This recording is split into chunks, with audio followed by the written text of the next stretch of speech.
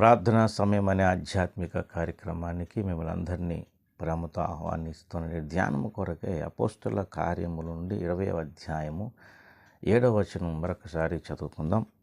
ఆదివారమున మేము రొట్టె విరుచుట కూడినప్పుడు పౌలు మరునాడు వెలనయ్యుండి వారితో ప్రసంగించి అర్ధరాత్రి వరకు విస్తరించి మాట్లాడుచుండెను.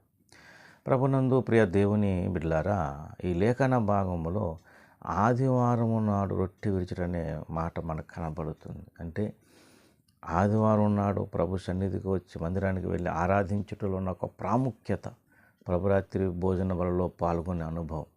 అందుకే ఇక్కడ అంటాడు రొట్టె విరుచుట కూడినప్పుడు. ఎందుకు మనం ఇంతగా రొట్టె విరుచుటకు మనం ప్రాధాన్యత ఇవ్వాలి, ఎందుకు మనం పాల్గొనాలి అంటే ఎన్నో దీవెనలు, ఎన్నో ఆశీర్వాదాలు దేవుడు పొందుపరిచాడు. ప్రభురాత్రి భోజన బలలో పాల్గొనడం ద్వారా ఎన్నో దీవెనలు మనం పొందగలం. ప్రభురాత్రి భోజన యొక్క ప్రాముఖ్యత మనం గుర్తించి పాల్గొనగలిగితే ఎన్నో ఆశీర్వాదాలు దేవుడు మనకి ఇస్తాడు. మొదటగా యోహాను శుభవార్తలో ప్రభు చెప్పిన మాటలు చూద్దాం. 6వ అధ్యాయంలో చూడండి, 53వ వచనం. కావున యేసు ఇట్లనెను, మీరు మనుష్య కుమారుని శరీరం తిని ఆయన రక్తము త్రాగితేనే కానీ మీలో మీరు జీవము గలవారు కారు. అంటే మనలో మనం జీవము కలిగిన వారుగా ఉండి దీవించబడాలంటే ప్రభు యొక్క శరీరం తినాలి, ప్రభు రక్తం త్రాగాలి. ఇది ప్రభు చెప్తున్న మాట. ఏమని? కావున యేసు ఇట్లనెను, మీరు మనుష్య కుమారుని శరీరము తిని ఆయన రక్తము త్రాగితేనే కానీ. అలాగే మరొక విషయం మనం గమనించినట్లయితే చూడండి దయచేసి 54వ వచనం 6వ అధ్యాయంలోని యోహాను సువార్త. నా శరీరము తిన రక్తము త్రాగువాడే నిత్య జీవం గలవాడు, అంత్య దినమున నేను వానిని లేపుదును. దేవుని బిడ్డలారా, ఈ మాట గమనించండి. నా శరీరము తిని నా రక్తము త్రాగువాడే నిత్య జీవము గలవాడు. అంటే ఆయన శరీరం తిని రక్తం త్రాగితేనే మనం నిత్య జీవం కలిగిన వారు. తర్వాత ఈ వాగ్దానం కూడా ఉంది, ఏమని? అంత్య దినము నేను వానిని లేపుదును.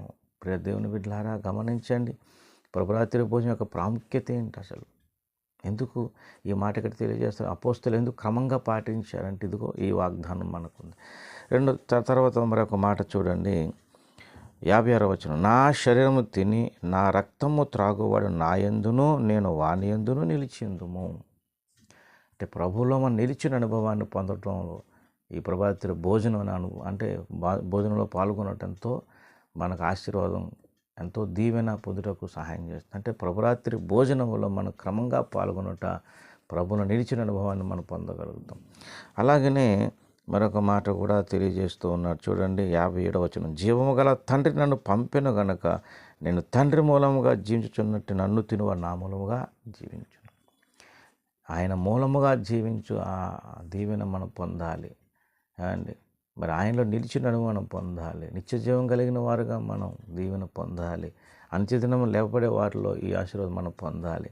ఇవన్నీ మనం పొందుటకు గల కారణం, ఏ విధంగా పొందగలం ఏది అంటే ఆదివారం అపోస్తులు ఎలాగైతే రొట్టె విరుచుటకు ప్రాధాన్యత ఇచ్చారు, మనమును ప్రతి రొట్టె విరుచుడు అనగా ప్రభురాత్రి భోజనంలో పాల్గొనట్లో ఆ ప్రాముఖ్యతను మనం గ్రహించి పాల్గొనగలిగితే దేవుడిచ్చే ఆశీర్వాదాలు మెండుగా మనం పొందగలుగుతాం. కనుక ఈ ఉదయకాలమున దేవుని బిడ్డలారా, ఈ మాటలు వింటున్నవారు ఒకసారి ఆలోచించండి. తప్పకుండా ఈ ఆదివారం రొట్టె విరుచుటలో ఈ ప్రాముఖ్యతను మీరు గుర్తించగలిగితే, గ్రహించగలిగితే ఈ దీవెనలన్నీ పొందగలుగుతారు. దేవుడి కృప మీకు నాకు అందరి దయచేయను గాక. ఆమేన్. ప్రార్థన. పరిశుద్ధుడవు మహోన్నతుడైన తండ్రి, నీ భోజనములలో పాల్గొనట్లున్న ఆశీర్వాదములు, ప్రాముఖ్యతను మేమందరము గ్రహించి పాల్గొనే కృప నాకు మాకు దయచేయండి. ఈ సందేశం నాలుగు ఫలింపచేసి మహిమ పొందనేసిన వేడుచున్నాము తండ్రి. ఆమేన్. అందరికీ వందనములు. దేవుని దీవించి ఆస్వాదించును గాక. ఆమేన్.